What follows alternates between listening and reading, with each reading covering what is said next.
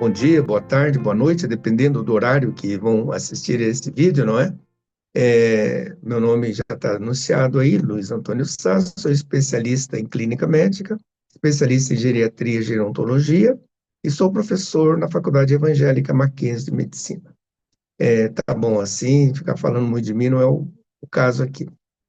Bom, é, esse programa foi a pedido do Pedro, e nós falássemos alguma coisa sobre algo que está sendo muito comum, e cada vez mais se fala nele, que é a síndrome de burnout. O que é essa síndrome de burnout? Essa síndrome de burnout é um distúrbio emocional com sintomas de exaustão extrema, um estresse crônico e um esgotamento físico muito grande, resultante em situações de trabalho, vamos dizer assim, lugares onde tem muita competitividade, responsabilidade exagerada.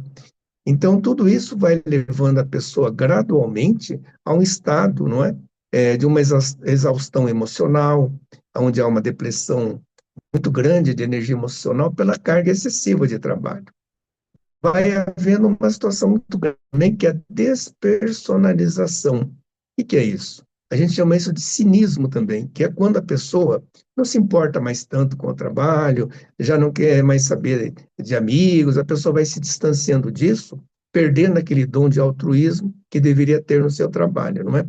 E, em consequência disso, há uma redução da realização pessoal, profissional, numa baixa autoestima, uma baixa eficácia no trabalho. E a pessoa vai sendo levada a isso gradualmente, chegando no ponto que não aguenta mais ir para o trabalho, começa a ter dificuldades de relacionamento e outras coisas mais, não é? Que vão aparecendo ao longo desta doença. Leva a uma irritabilidade, uma impaciência muito grande com tudo e levando a um esgotamento total. O que acontece nessa doença, que agora é classificada, já tem como doença, como síndrome ocupacional, como uma doença ocupacional. O funcionário que for diagnosticado corretamente com burnout, ele pode ser afastado tendo os mesmos direitos daquele funcionário que, por exemplo, teve um acidente de trabalho. São considerados doenças ocupacionais e que merecem o mesmo atendimento e a mesma consideração. Então, veja, a síndrome de burnout está muito ligada à depressão, ansiedade, estresse crônico. Mas nós temos que entender que essa depressão, essa ansiedade, esse estresse crônico está ligada diretamente ao trabalho. Tudo que você tiver de consequências ruins, seja na clínica, que isso tem muitas vezes, não é? De oscilação de humor, dor abdominal, cefaleia, né? Dor de cabeça, problema de sono, inapetência geral, desânimo, isso são muitos sintomas, não é? Isso tudo, diagnosticado corretamente, faz parte de um quadro de síndrome de burnout. Então, a depressão, ela pode ser causada por várias causas, não necessariamente só do trabalho. A ansiedade, ela pode se advir de tantas coisas outras, mas não só do trabalho. Quando a gente fala em síndrome de burnout, é uma depressão, entre aspas, né, entre aspas, específica do trabalho. A pessoa fica depressiva porque tem que levantar de manhã, tem que enfrentar o trabalho, tem que ir para um lugar que ele não está à vontade, ou seja, por chefia que não é muito boa, ou pelos colegas, ou pela função que ele está executando, que não é a melhor função para ele. Por exemplo, ele gosta, ou faz, ou sempre trabalhou numa área, por exemplo, numa empresa, digamos, departamento pessoal. De repente, ele é deslocado para uma área nova que surgiu na empresa, com digamos, inteligência artificial, com coisa que ele não se sente bem com aquilo. Então, isso vai, ele não dá conta do serviço, ele vai se estressando gradualmente, até chegar num culminar com esgotamento total, e aí vem aquela dificuldade de ir para o trabalho, já não quer ir mais para o trabalho, quando vai de má vontade, e o rendimento cai muito, né? Burnout é uma doença ocupacional e precisa ser tratada. Então, como eu lhe disse, a Organização Mundial de Saúde considera hoje uma doença ocupacional, onde o funcionário tem os mesmos direitos de um outro funcionário que sofreu uma queda, que teve alguma coisa assim. Muito bem. Com isso, a pessoa tem que ser bem cuidada. Primeiro, tem que ter um diagnóstico correto. Porque o cansaço, nós podemos ter um cansaço por várias razões. Por falta de atividade física, um sedentarismo acentuado, desânimo, depressão, coisas de cada um.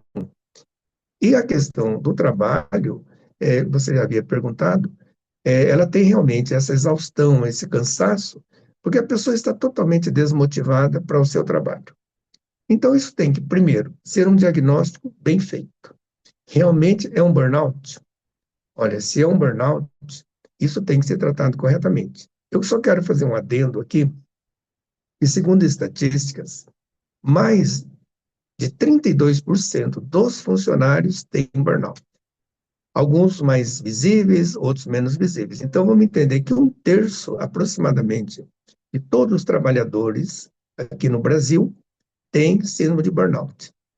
E eu já estou espichando um pouquinho aí a sua pergunta para responder o seguinte: o Brasil é considerado o segundo país do mundo em ansiedade. O Brasil só perde em ansiedade para o Japão.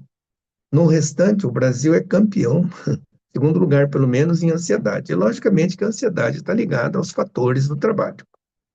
E o trabalho, né, como nós falamos, a competitividade, a pessoa tem que dar conta do serviço, da carga horária, leva trabalho para casa e não dá conta. Então, quer dizer, tudo isso leva a um quadro da síndrome de burnout, gradualmente chega lá. Bom, feito um diagnóstico por um psiquiatra, por psicólogo ou um médico do trabalho realmente capacitado para isso, aí sim vai pensar num tratamento. Logicamente que o afastamento do trabalho é imperioso. Esse afastamento do trabalho não é simplesmente afastar do trabalho. Nesse período ele tem que ser tratado, tem que ser conduzido de uma forma correta, com medicamento, se necessário, e ele mudar os hábitos de vida. Esse funcionário, essa funcionária, tem que mudar os hábitos de vida. Procurar ter mais tempo com a família, ter lazer, procurar ter uma atividade assim positiva frente à vida.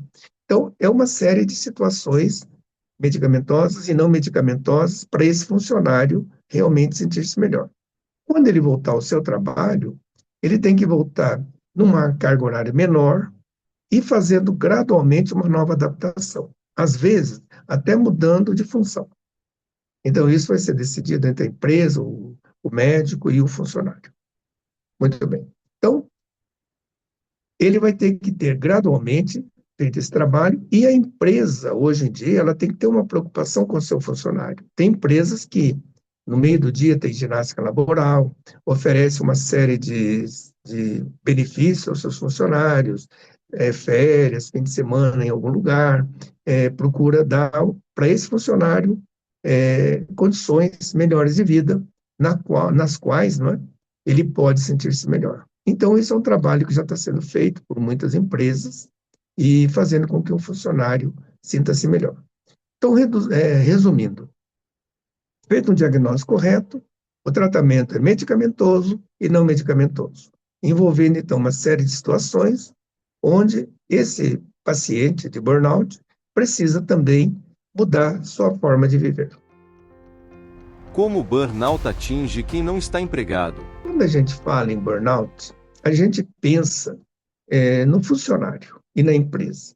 Mas nós temos que lembrar que há burnout também, por exemplo, a carga de uma dona de casa, porque a mulher, por exemplo, não dona de casa especificamente, mas a mulher, ela tem uma carga de trabalho muito grande.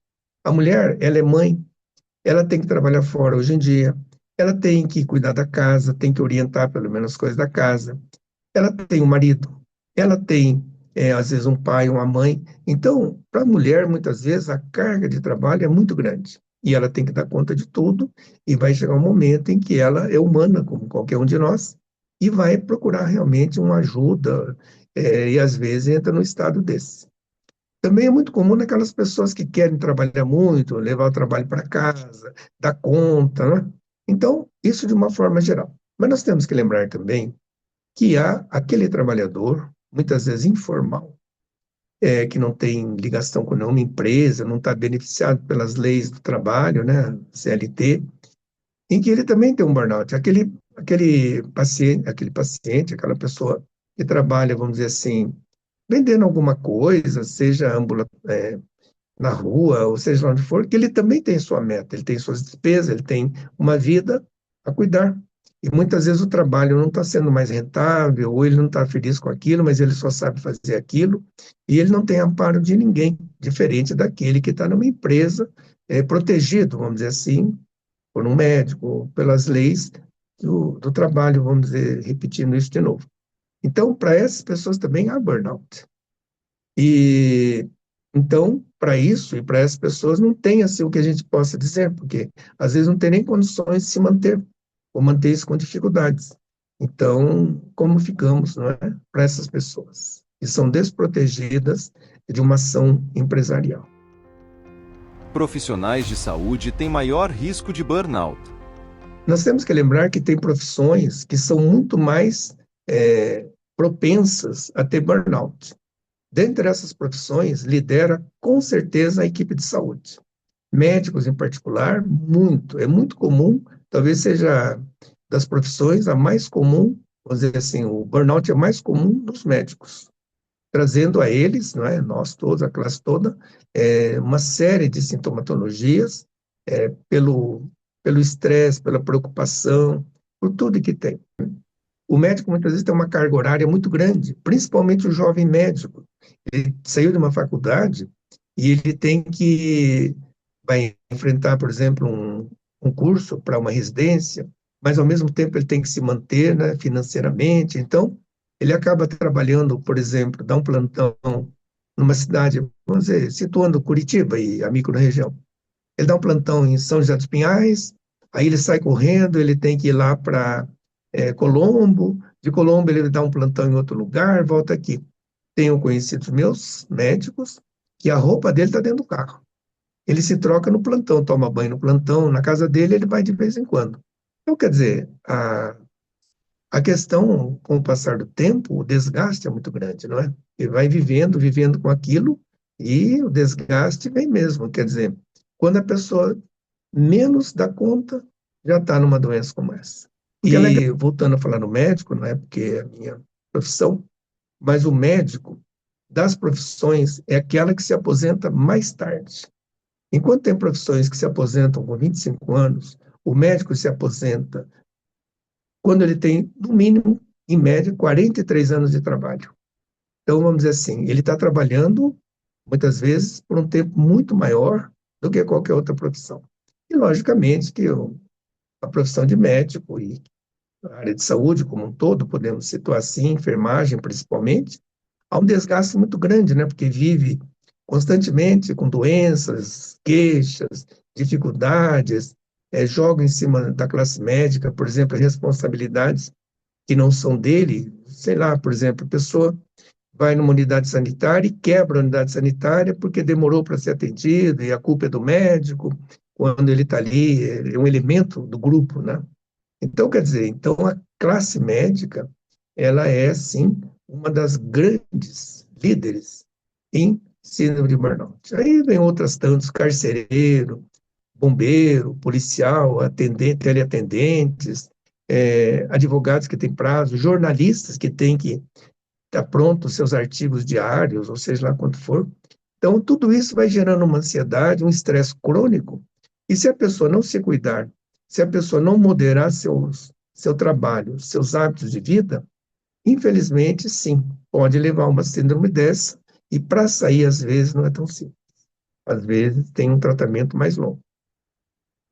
Como recomendação final, eu poderia dizer o seguinte: não adianta e não precisa trabalhar tanto. Procure trabalhar menos e viver mais.